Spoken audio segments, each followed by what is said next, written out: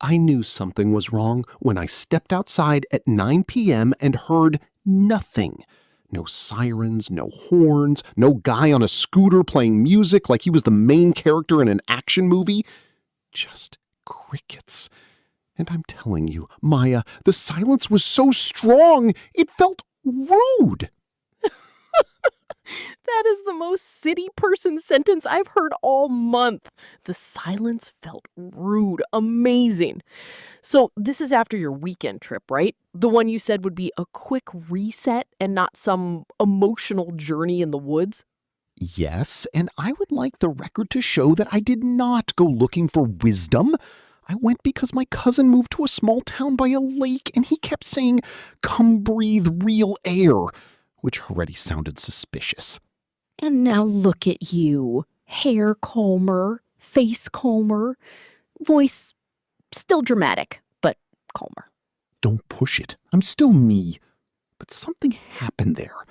On the second night, I was sitting on his porch looking at this sky full of stars, and I had this weird thought.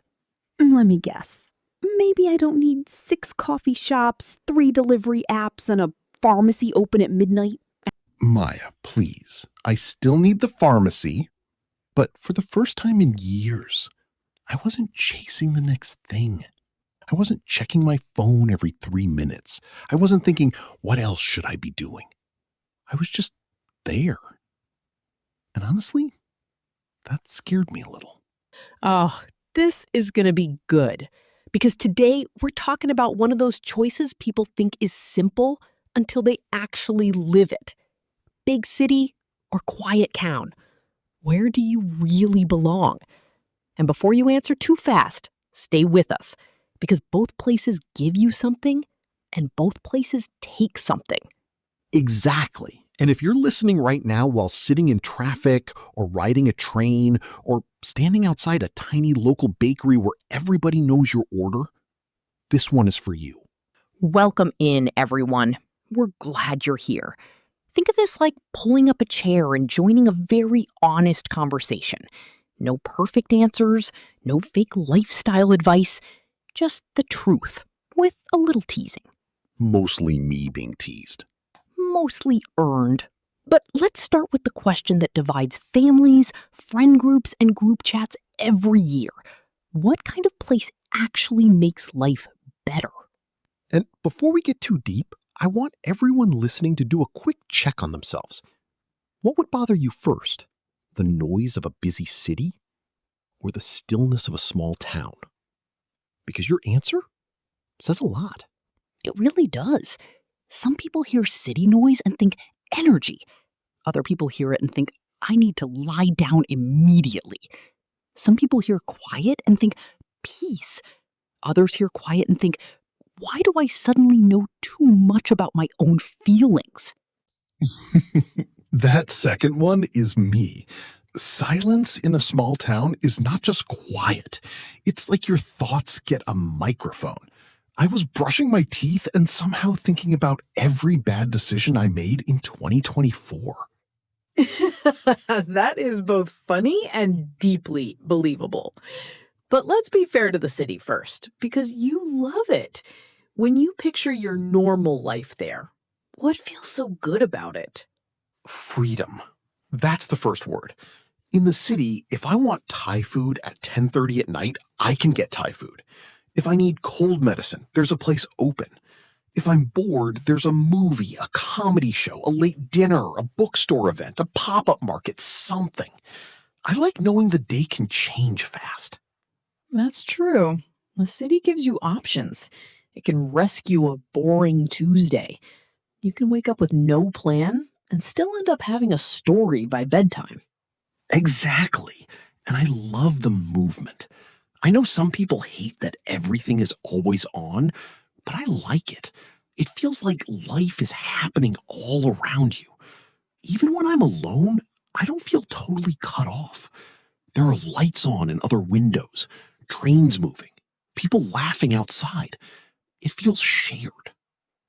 That part matters more than people admit. A busy place can make you feel connected, even if you don't know anybody. You walk outside and the world is already in motion.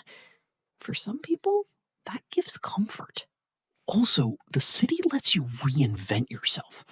Nobody cares if last year you were a mess. You can join a new gym, start a new job, meet new people, try a new version of yourself. In a big place, you get room to become somebody else without the whole town watching. That's powerful. In a smaller place, change is slower. Not because people are bad, but because people remember. They remember who you dated in high school. They remember when you crashed your bike at 13. They remember your phase. Yes! In the city, your phase can live and die with dignity. In a small town, your aunt's friend may still be discussing it over soup. That made me laugh because it is painfully real. But I'll add one more thing in the city's favor. Ambition feels normal there. If you want to build something, create something, chase something bigger, you're surrounded by people doing the same. That can wake you up. Totally. The city can be exhausting, but it can also challenge you. It tells you, try harder, think bigger, move. Sometimes that pressure is too much. Sometimes it's exactly what you need. Now, let me turn the picture around. I grew up in a small town, and what I remember most is not boredom, like people assume. It's breathing room. Real breathing room. Space in the roads, space in the sky, space in the day. You don't feel like every minute is already booked by noise. That's what hit me this weekend. Morning felt different. In the city, I wake up already behind. In my cousin's town, I woke up and looked out the window and there was fog over the lake and one old man walking a dog, like he had discovered the secret to life. Maybe he had. Small towns can slow you down enough to notice things again. The weather, the smell of rain, the taste of your food, the sound of your own footsteps. That sounds simple, but it changes people. Neighbors talk, like really talk.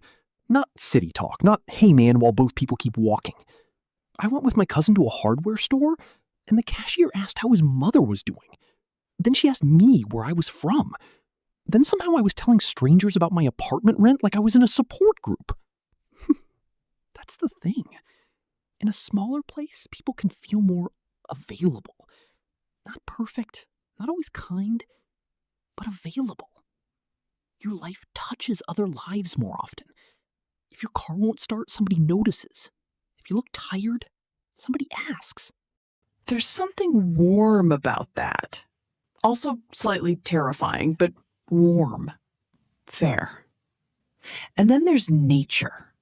I know that word gets overused, but being near trees, water, open land, it does something to the body. You stop clenching. You sleep deeper. Food tastes better. Time stretches out. I slept with the window open. In the city, that would be a comedy sketch.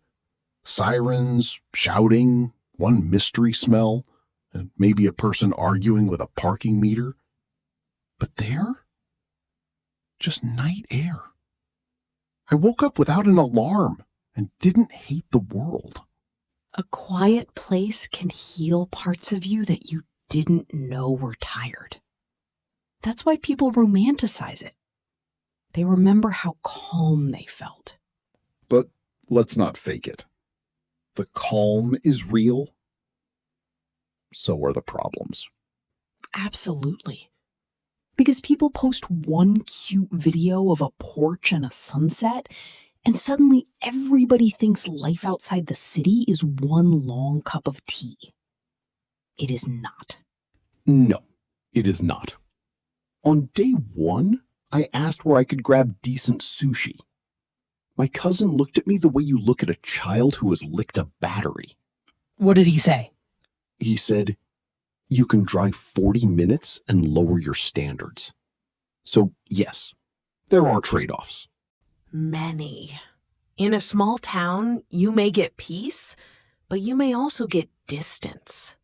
Distance from jobs, distance from good hospitals, distance from airports, distance from whatever random thing you suddenly need on a Wednesday afternoon. And you need a car. That part is not optional in a lot of places. In my city, if my car disappears tomorrow, I'll complain for 3 days and then survive. In a small town, no car can mean no groceries, no work, no anything. Exactly. And if you are young and full of ideas, a small place can feel too tight. Not always, but often. You want new people, new scenes, new energy. And the town is like, we have one diner, 2 gas stations, and a festival in October. Which, to be fair, was a very cute festival. Cute does not always equal enough. True. And small places can be lonely too. People always talk about loneliness in cities, which is real, but nobody talks enough about the loneliness of being far away from everything. If your close friends live somewhere else, you feel the distance hard. Yes, the quiet that heals you can also make your sadness louder. That's important. Peace and isolation can wear the same coat. Wow, that was good. Write that down. You write it down. Fine. But now I get to say the ugly truth about the city. The city gives a lot, but it also keeps charging you. Money, attention, energy, patience. It takes and takes. Say more. Okay. In the city, everything is possible. And somehow that becomes pressure. You start feeling like if you're not doing enough, seeing enough, earning enough, meeting enough people, then you are wasting your life.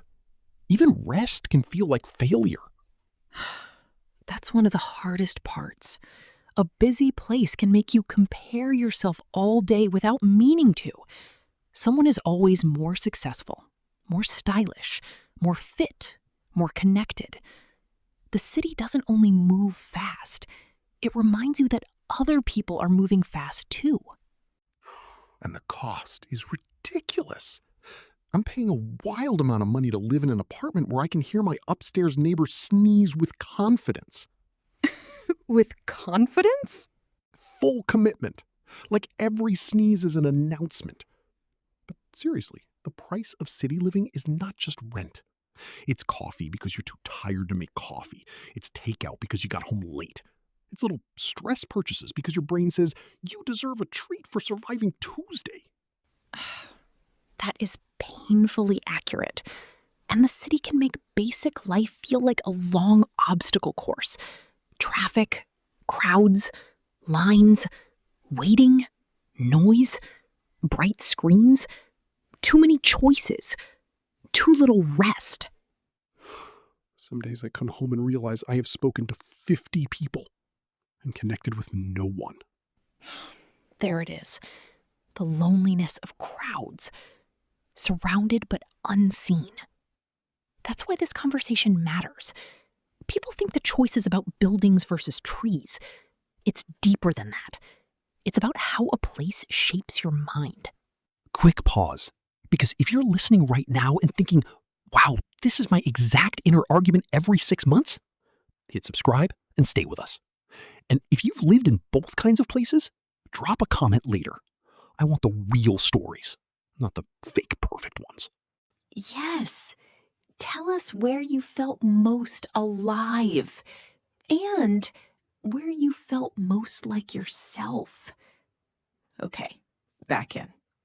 Because this is the part that changed for me as I got older. The best place is not always the place that looks best. It's the place that matches what your life needs right now. That is the line. Because 10 years ago, if you offered me a cabin, a garden, and quiet nights, I would have said, cute, but where do I go for ramen at midnight? I needed movement. I needed people. I needed the feeling that something bigger was happening around me. And now? Now, I still love the city, but I can also admit this. Sometimes I use city life to avoid myself. If I stay busy enough, entertained enough, booked enough, I don't have to ask hard questions. That's honest.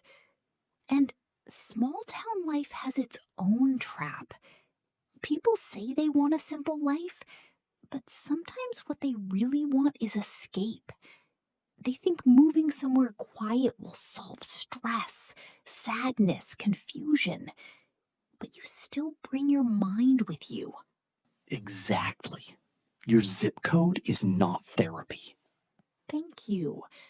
A new place can support your healing. Yes, it can help, but it cannot do the whole job for you. If you are burned out, heartbroken, lost, or unsure of who you are, both places will reveal that in different ways. The city reveals it by keeping you busy until you crash. The small town reveals it by giving you enough quiet to hear what hurts. And that's why this choice is really about rhythm, not status, not image. Rhythm. Do you need stimulation or rest? Do you need more doors opening or do you need fewer things pulling at you? Do you need anonymity or do you need community? Also, what season of life are you in? I don't even mean weather, I mean your actual season. Are you building a career, raising kids, recovering from something, starting over, taking care of your parents? Those answers matter more than your dream Pinterest board. They really do. A young artist may need the city for connection and exposure. A family with two tired parents may need a slower place and a yard. A retired person may want peace. Then again, another retired person may want museums, classes, and restaurants. There is no single correct script for a good life. See, that's what I wish people understood. Sometimes we talk about home like it's a personality test. If you're ambitious, choose the city. If you're calm, choose the countryside. That's too simple. A loud person may need silence. A gentle person may need challenge. A social person may need privacy for a while. Beautifully said. The right place is the one that helps you become steadier, kinder, more awake, not the one that just looks cool in photos. And sometimes the answer is neither extreme. Maybe you don't want downtown chaos or total isolation. Maybe you want a small city, a town near a bigger place, a neighborhood with trees, but also a good bookstore and a decent train line. That's not boring. That's wisdom. Yes. We don't talk enough about middle choices. People act like life must be dramatic. It doesn't. You are allowed to build something balanced. Honestly, that may be my future. A place where I can still get good coffee, but I can also see stars without driving 3 hours. Listen to you. Growth. Relax. I still want Wi-Fi and excellent noodles. Fair demands. But let's bring this back to the listener for a second. Maybe you live in a giant city and feel guilty for wanting less noise. Or maybe you live in a quiet place and feel guilty for wanting more action. Please hear this. Wanting something different does not mean you are ungrateful. It means you are paying attention. That one hit me.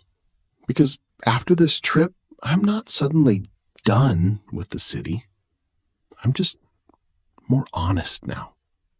I know what it gives me. I know what it costs me. And that makes me want to choose more carefully. That may be the whole lesson. Not which place wins, but what kind of life am I trying to build? And what environment helps that life grow? So here's the question I want everyone listening to sit with tonight. When do you feel most like yourself? Not most impressive, not most productive, not most busy. Yourself. Is it when the streets are full and your calendar is packed? Or when the day is slower and you can hear your own thoughts? And if your answer is, I don't know anymore, that's okay too. A lot of people don't. Sometimes you only learn by living in one place long enough to miss the other. That's the weird magic, right? The city can make you miss stillness. The quiet can make you miss surprise. Maybe growing up is learning that every place gives you a gift and a problem at the same time. I think that's exactly right. So if you're in a season where you need momentum, don't apologize for loving the city. If you need calm, don't apologize for wanting slower mornings and darker skies. And if you're somewhere in between, welcome to the club. Most of us are. Final answer from me? I'm no longer arguing about which life is better. That question is too shallow. The better question is, which life is making you stronger without making you disappear? That is such a strong place to end. So wherever you are listening from, a studio apartment above a noisy street, a house near a field, a town with one traffic light, or a city that never seems to sleep, we hope this conversation gave you something real to think about. And maybe, just maybe, the next time you say, I need